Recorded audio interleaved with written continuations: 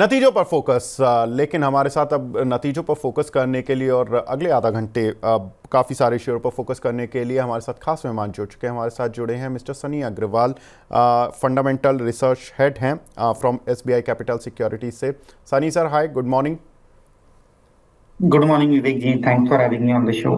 Pleasure sir. Sir, sale के नतीजों से मैं शुरुआत करूंगा जहां पर कि सेलिंग मिल दिख रही है।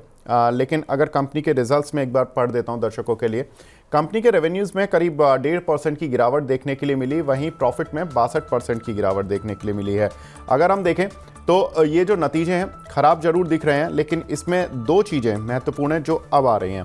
एबिटा 35% बढ़ा है, मार्जिन्स 6.8 से बढ़कर 9.3 हुए, करीब 250 बेसिस पॉइंट बढ़े हैं ऑन वाई बेसिस। और जो प्रॉफिट भी गिरा है उसमें एक इम्पॉर्टेंट चीज़ था कि एक्सेप्शनल लॉस था कंपनी का 312 करोड़ रुपए का, रिलेटेड टू अलाउंस पेबल। जो इन्होंने एम्प्लॉयज़ के कुछ अलाउंस होंगे उनको पे किया, जिसकी वजह से 312 करोड़ रुपए का उनको एक वन टाइम खर्चा दिखाना पड़ा, जिसकी वजह से उनका प्रॉफिट इतना घट गया है। अगर 312 करोड़ को 82 करोड़ में जोड़ दें तो इनका यही प्रॉफिट थोड़ा सा बढ़ता हुआ दिखाई देगा। हालांकि टैक्स की एडजस्टमेंट भी करनी होती है, पीबीटी लेवल पर हमें जोड़ना होता है, तो वो अगर हम एडजस्ट भी करके देखें तो प्रॉफिट उनका बढ़ता हुआ ही दिखाई देता। सर, स्टील अथॉरिटी अब क्या करें? आई थिंक एक चीज मैं जनरल एक कलर देना चाहूंगा कि कहीं ना कहीं जितने भी स्टील की कंपनीज हैं उनके जो अगर आप नतीजे देखेंगे तो ऐसे वाई वाई बेसिस पे आपको इतने कोई एक्साइटिंग नंबर नहीं दिखेंगे। हालांकि इसका एक ये कारण रहा है कि कहीं ना कहीं जो स्टील के जो दाम है फिनिश गुड के वो कम हुए हैं ईयर ऑन ईयर बेसिस पे। But at the same time एक इनकरेजिंग बात यह है कि जो इनके जो इनपुट कॉस्ट होती हैं जैसे कोकिंग कोल, उसमें भी कहीं ना कहीं हमने एक गिरावट आती हुई देखी है। तो मुझे लगता है कि जो आउटलुक है, rather than looking eight historical number, जो आउटलुक है स्टील कंपनीज का वो काइंड ऑफ मार्जिनली पॉजिटिव है अगर मैं अगले 2 से 3 क्वार्टर की बात करता हूँ। और बट हालांकि ये सिक्लिकल सेक्टर है, जो अल्टीमेटली फिनिश गुड्स है के दाम जो है वो वोलाटाइल रहेंगे। और जिस तरह से ग्लोबली कहीं ना कहीं उठापटक चल रही है across the various economic parameter, तो मुझे लगता है कि थोड़ा सा वॉलेटाइल भी रह सकता है आने वाले दिनों में जो मेटल के दाम हैं। और इसी के चलते ये जो स्टॉक्स है जितने भी स्टील रिलेटेड कंपनीज हैं उसमें भी एक वोलेटिलिटी देखने मिलेगी। तो अगर किसी को इन्वेस्ट करना है तो डेफिनेटली थोड़ा इन्वेस्टमेंट हॉराइजन लंबा रखना होगा मेटल कंपनीज में। And compare to steel I would still like to go ahead with companies like JSW steel, जहाँ रिलेटिवली नतीजे बेहतर आए थे। टाटा स्टील एक ग्लोबल एक्सपोजर है, अगर यूरोप में दिक्कतें आती हैं तो मुझे लगता है कि थोड़ा सा वहाँ एक प्रेशर बना रहेगा। तो at a current juncture I would like to go ahead with JSW Steel as compared to SAIL, if I want to add as a fresh position at a current juncture.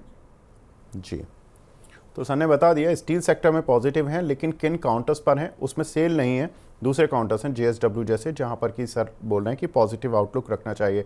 Sir, वैसे अगर fade rate cut होता है इन सितंबर, जो कि एक expected line पर भी चल रहा है, अभी तक मार्केट एक्सपेक्ट कर रहा है, तो आपको लगता है कि बेस मेटल प्राइजेस में थोड़ा अपसर्ज देखने के लिए मिलेगा?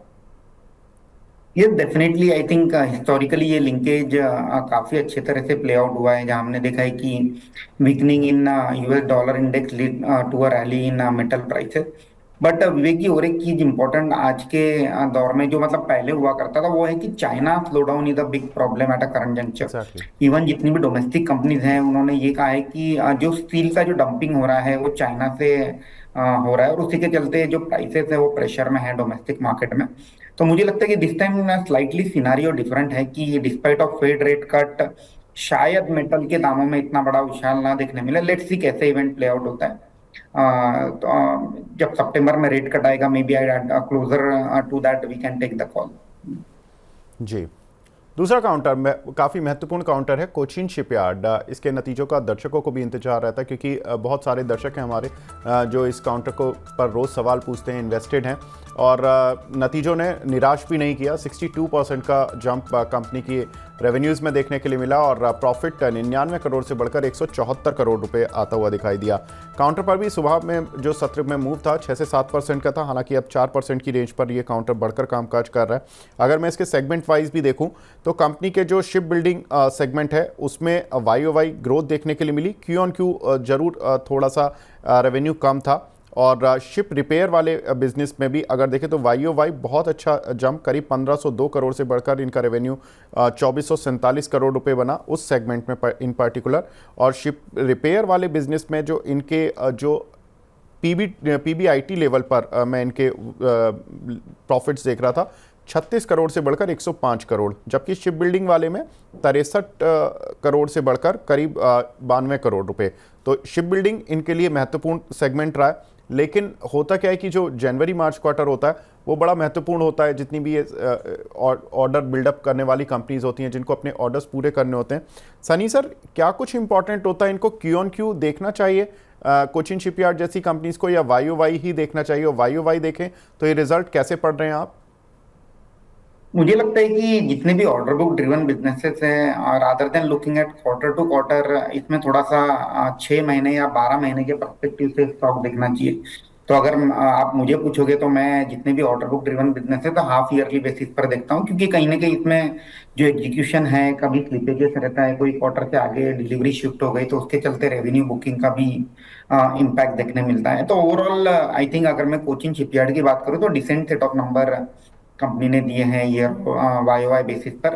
बट एक चीज जो मुझे यहाँ थोड़ी सी हैरान करती है वो है स्लाइटली वैल्यूएशन फ्रंट पर। Despite of good result, valuation काफी एक्सपेंसिव हो गए हैं पिछले 2 सालों में।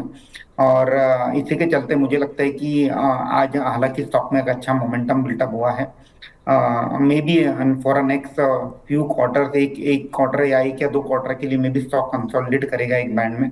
और उसके बाद शायद जब FY 27 के नंबर डिस्काउंट होना स्टार्ट होंगे तब एक शेक अप मूव देख सकते हैं।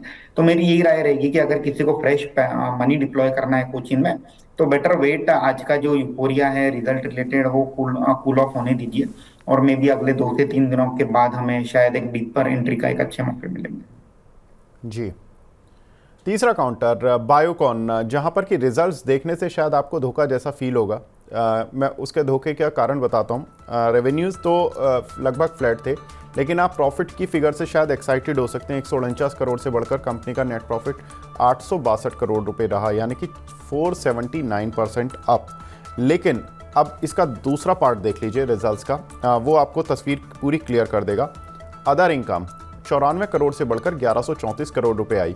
ये अदर इनकम लगभग स्टेबल होनी चाहिए किसी भी कंपनी की, लेकिन ये 1106% बढ़ गई है। इसके पीछे एक कारण था, वो था कि इनकी एक कोलैबोरेशन हुआ था एरिस लाइफ के साथ, जिसमें कि इनको 1057 करोड़ रुपए मिले। ये वन टाइम होता है, ये हर बार नहीं मिलता। तो इसकी वजह से जो प्रॉफिटेबिलिटी है वो बढ़ती हुई दिखाई दे रही है आपको, और उसी का कारण है कि बायोकॉन के शेयर में एक उछाल भी नहीं देखने के लिए मिल रहा। और दूसरा जो चीज़ आप दूसरी पिक्चर जो देख रहे हैं, मार्जिन पिक्चर देखिए, 20.9 से घटकर 18.1% आ चुके हैं। सनी सर, रिजल्ट्स तो अगर मैं मार्केट की एक्सपेक्टेशंस पर देखूं तो वीक थे, लेकिन 9 बजे इनकी कॉन कॉल भी थी आज मॉर्निंग में। क्या कुछ सर आउटलुक निकल कर आ रहा है बायोकॉन पर? अगेन विवेक जी, हम लोग कॉन कॉल अटेंड नहीं कर पाए थे, बट एक ओवरऑल अगर मैं देखूं कि फार्मा सेक्टर की बात करते हैं तो काफी अच्छे नतीजे काफी सारी कंपनीज ने पेश किए हैं इस बार। और ऑन अ रिलेटिव बेसिस मुझे लगता है कि still Biocon is lagging behind. In fact Biocon की जो दूसरी कंपनी है सिंजिन, वहां मुझे लगता है कि रिलेटिवली आउटलुक ज्यादा बेहतर है सिंजिन में, क्योंकि अगर आप देखते हैं जो सीडीएमओ स्पेस है बेसिकली वो स्पेस में इंडस्ट्री का काफी स्ट्रॉन्ग टेलविंड है। और काफी सारी कंपनीज विद इन जो सीडीएमओ स्पेस ऑपरेट करती हैं, जैसे आरती फार्मा लैब, और for that matter other companies जिन्होंने बेहतर नतीजे डिक्लेयर किए हैं, जैसे लुपिन हो गया, सिप्ला हो गया, ग्लैक्सो फार्मा हो गया। तो मुझे लगता है कि बायोकॉन की जगह काफी अदर बेहतर ऑप्शंस अवेलेबल है मार्केट में इन्वेस्ट करने के लिए with in the pharma space. बिल्कुल, तो बायोकॉन से ज़्यादा बेहतर ऑप्शन है फार्मा सेक्टर में, वहाँ पर इन्वेस्ट करेंगे तो ज़्यादा फ़ायदा मिलेगा। सर से पूछेंगे वो कौन से शेयर हैं। सर बता दीजिए, चलिए कौन से ऐसे शेयर्स हैं जहाँ पर कि बायोकॉन्स में अगर कोई इन्वेस्टर फंसे हुए हैं तो स्विच कर लें, और नहीं तो कोई फ्रेश इन्वेस्टमेंट जो कोई फार्मा में करना चाह रहे हैं? हाँ डेफिनेटली विवेक जी, तो अगर मैं लार्ज कैप की बात करता हूँ तो लुपिन ने काफी अच्छे नतीजे डिक्लेयर किए थे। तो बिल्कुल। लुपिन मुझे लगता है कि अभी भी लाइफ हाई के नीचे ही ट्रेड कर रहा है। तो वहाँ एक डिसेंट गेन बनाने का मौका है। इसके अलावा अगर ग्लैक्सो फार्मा की बात करते हैं, वहाँ भी एक पिछले 2 क्वार्टर से काफी अच्छे नतीजे आ रहे हैं। अगेन अपने जो पीडियाट्रिक वैक्सीन होती है उसमें कहीं ना कहीं मार्केट लीडर है ग्लैक्सो फार्मा। तो ग्लैक्सो फार्मा को देखा जा सकता है। अगर कोई भी मिड कैप स्मॉल कैप में इन्वेस्ट करना चाहता है तो नैटको फार्मा देखना चाहिए। काफी रिजनेबल वैल्यूएशन पर ट्रेड होता है और नतीजे भी इम्प्रूव हो रहे हैं। तो नैटको फार्मा को भी देखा जा सकता है। और किसी जी का अगर थोड़ा सा लंबा होराइजन है तो I think Aarti pharma lab को भी देखा जा सकता है। जी। सर ने 3-4 नाम बता दिए, नैटको, ग्लैक्सो, साथी ल्यूपिन और चौथा आरती फार्मा सर। तो ये 4 जी। काउंटर जहां पर कि आप फार्मा सेक्टर में on the positive side investment कर सकते हैं। नेक्स्ट काउंटर जहां पर कि रिजल्ट्स कल हमें देखने के लिए मिले मार्केट आवर्स के बाद, उसमें ऑयल इंडिया, जहां पर कि हमने देखा कि रेवेन्यूज़ में करीब 8% की गिरावट देखने के लिए मिली, वहीं प्रॉफिट में करीब 14% का डिक्लाइन देखने के लिए मिला। लेकिन प्रॉफिट की जो एक्सपेक्टेशंस थी मार्केट की वो करीब 1900 करोड़ रुपए की थी। वहाँ से गिरकर वहाँ से बढ़कर इनफैक्ट जो एक्सपेक्टेशंस थी उनसे बढ़ा 2100 करोड़ पर आया, यानी कि 200 करोड़ ज़्यादा उम्मीद से है। और 200 करोड़ वैसे अगर देखें ऑन ए वाई बेसिस तो प्रॉफिट डिक्लाइन हुआ है। सर मार्केट ने रिएक्शन पॉजिटिवली दिया क्योंकि एक्सपेक्टेशंस थोड़ी वीक थी। अब क्या रखनी चाहिए इसके आउटलुक पर एक्सपेक्टेशन? आई थिंक विवेक जी, अगर मैं थोड़ा सा लंबा होराइजन लेता हूँ तो मुझे लगता है कि ऑयल एंड गैस जो सेक्टर है काफी एक रीजनेबल वैल्यूएशन पर ट्रेड हो रहा है। एक अंडर ओन सेक्टर है। और अब जब यहाँ से मार्केट एक नई आइडियाज की खोज कर रहा है तो मुझे लगता है कि ऑयल एंड गैस में काफी सारे विनर्स निकल कर आएंगे। तो आई थिंक जितनी भी upstream as well as downstream companies है, whether it is ONGC, Oil India, HPCL, IOC, I think सभी कंपनीज पर मुझे लगता है कि अगर किसी का मीडियम टर्म हॉराइजन है तो डेफिनेटली पोर्टफोलियो में ऐड किया जा सकता है। जी। नेक्स्ट काउंटर LIC, मार्केट का दिग्गज, इंश्योरेंस का दिग्गज, यहाँ पर भी रिजल्ट्स आते हुए दिखाई दिए। कंपनी के नेट प्रीमियम 98,000 करोड़ से बढ़कर 1,14,000 करोड़ रुपए, ये क्वार्टरली नतीजे पड़ रहे हैं। तो पता लग सकता है कि कितना कंपनी रेवेन्यू अर्न करती है। प्रॉफिट देख लीजिए 10,544 करोड़, 9% कंपनी के प्रॉफिट में जंप देखने के लिए मिला। लेकिन जितनी भी इंश्योरेंस कंपनीज होती हैं उनमें 2-3 चीज़ें उनके ओवरऑल रेवेन्यूज़ और प्रॉफिट से ज़्यादा इंपॉर्टेंट होती हैं। वो ये 2 चीज़ें, वैल्यू ऑफ न्यू बिजनेस 24% बढ़ा और value of new business margins वो 13.7 से 13.9% तक बढ़ते हुए दिखाई दिए। सर कैसे देखना चाहिए LIC को? और वैल्यूएशन फ्रंट पर इंश्योरेंस कंपनी में अभी भी जब मैं वैल्यूएशन देखता हूँ तो सबसे सस्ता यही शेयर दिखता है। ये definitely on valuation front LIC काफी रीजनेबल वैल्यूएशन पर है। इसमें basically price to embedded value का जो मल्टीपल है वो देखा जाता है। और अगर आप देखोगे कि प्राइवेट प्लेयर जो है तकरीबन दो से ढाई के प्राइस टू एम्बेडेड वैल्यू पर ट्रेड होते हैं। और एलआईसी अभी भी close to 1 time price to embedded value पर है। हालांकि इस बार के जो नतीजे थे उसमें स्ट्रीट से थोड़ा सा नीचे का नंबर देखने मिला है, स्पेशली ऑन वीएनबी मार्जिन फ्रंट और वैल्यू ऑफ न्यू बिजनेस। उसी के चलते एक म्यूटेड रिएक्शन भी आज हमने मार्केट में आते हुए देखा। But I think ultimately insurance as a sector is likely to do well. और मुझे लगता है कि अगर किसी को इंश्योरेंस स्पेस में कोई कंपनी पिक करनी है तो एलआईसी डेफिनेटली देखा जा सकता है। बिल्कुल। तो यहाँ पर इंश्योरेंस स्पेस में सर ने बता दिया अपनी पसंदीदा पसंद कि किस शेयर में सर कहते हैं कि इन्वेस्ट करना चाहिए, और LIC के रिजल्ट्स पर भी हमें एक आउटलुक मिला।